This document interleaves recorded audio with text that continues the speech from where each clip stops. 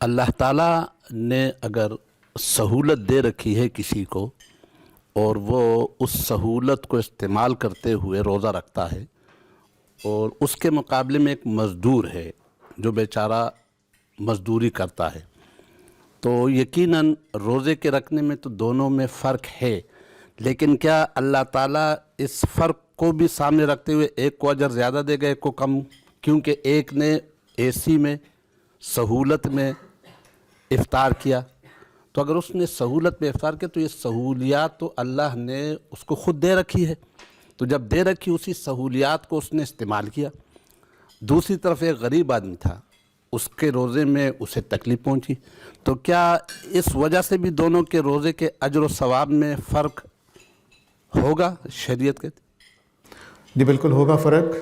حالات کے اعتبار سے اور اس کی نیت اور تقوی کے اعتبار سے۔ حالات کے نیت دونوں کا صحیح ہے تو اس اعتبار سے دونوں کا اجر برابر ہو جائے گا، لیکن اس نے جو مشقتیں صحیح ہیں اس کے پہلے سے اس کا اجر زیادہ ہو جائے گا۔ اس نے جو سہولتیں تھیں اس کو اتنی مشقت نہیں ہوئی تو ظاہر ہے اس نے مشقت نہیں اٹھائی تو اس کو ثواب بھی اس پہلو سے کم ہو جائے گا۔ مشقت تو اس لیے اس نے نہیں اٹھائی کہ اللہ تعالیٰ نے اس کو سہولیات دے رکھی ہے، بالکل دے رکھی تھی۔ خواہ مخواہ تو اپنے اگر یہ سہولیات وہ نہ دیتا تو وہ مشقت اٹھاتا، مشقت اس لیے اس نے نہیں اٹھائی کہ اس کو اللہ نے سہولیات دے رکھی، ان سہولیات سے اس نے فائدہ اٹھایا اور اس کا روزہ آسانی سے گزر گیا، تو یہ تو خود اللہ کی طرف سے دی ہوئی۔ ہاں اسی کو میں نے جواب دیا ہے کہ نفس سے روزہ رکھنے کا اجر تو دونوں کا برابر ہو گیا۔ ایک کو اللہ نے مشقتوں میں ڈالا، اس نے روزہ نہیں چھوڑا، تنگی میں ڈالا، اس نے روزہ نہیں چھوڑا، مزدور نے، تو اس کو کیا زیادہ اجر نہیں ملنا چاہیے؟ نہیں تو روزہ تو اس نے بھی نہیں چھوڑا، روزہ نہیں، اس نے یہ چھوڑتا تو زیادہ گناہ گار ہوتا، مزدور چھوڑتا تو کم گناہ گار ہوتا، کیونکہ اس کو اللہ نے ایک مشکل میں ڈالا تھا، اس کے باوجود اس نے روزہ رکھا،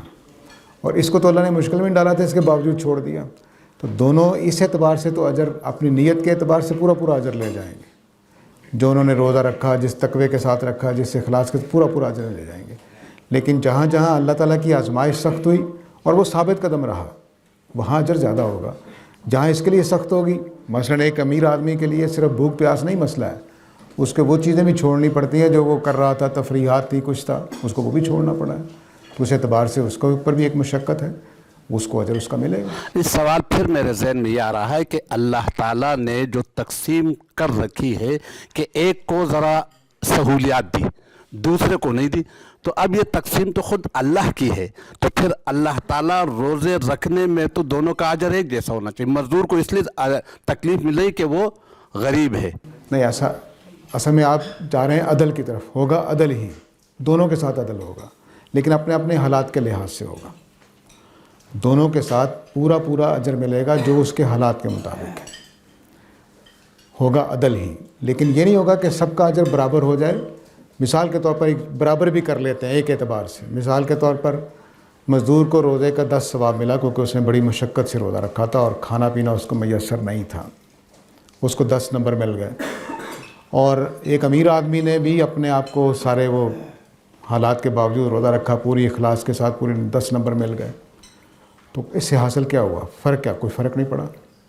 لیکن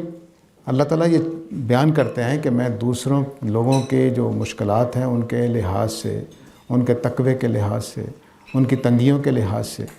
برابر اجر نہیں دوں گا، بلکہ ان کے حالات کے لحاظ سے دوں گا۔ مثال کے طور پر اس کو تو کوئی مشقت پیش نہیں آئی، روزہ رکھا ہے اس نے، اور جس کو مشقت پیش آئی، دونوں کے حالات اللہ نے رکھے تھے، تو کیا اس پر ظلم کر دیا جائے کہ غریب آدمی کو جو حالات اللہ نے دیے تھے اس میں مشقت بھی سہے اور اجر بھی اس کے برابر ملے اس کو؟ یہاں پر مشقت اس لیے نہیں آ رہی ہے کہ اللہ تعالیٰ نے اس کو دے رکھا ہے، وہاں مشقت اس لیے آ رہی ہے کہ اللہ نے نہیں دے رکھا اس کو۔ تو اجر میں تو ایک ہونا چاہیے کیونکہ دونوں اللہ کی تقسیم۔ نہیں، امتحان جس طرح سے ڈالا گیا اس کے مطابق عدل ہونا چاہیے، جس پہلو سے امتحان میں ڈالا گیا اس پہلو سے عدل ہونا چاہیے۔ تو اللہ دونوں کو اللہ ہی نے ڈالا ہے، یا تو یہ نا کہ مزدور خود اپنی بیوقوفی سے غریب رہ گیا تھا تو پھر تو ہو سکتا ہے کہ اللہ کہے کہ نہیں اب تمہیں اجر نہیں ملے گا، لیکن اس کو بھی اللہ نے ڈالا ہے، اس کو بھی اللہ نے ڈالا ہے، تو جیسا امتحان ویسا اجر۔